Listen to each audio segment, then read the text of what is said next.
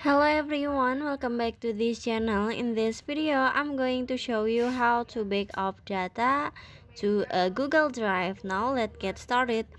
First, at your phone, you can open your setting.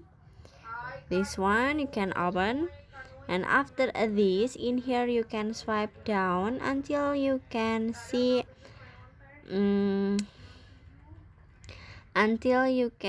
account and backup. This one, click on it.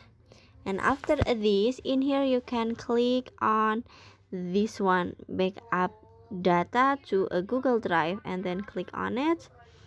And after this, in here you can waiting until this process to has been finished. This one you can click on backup now. And after this, in here you can waiting up until this process has been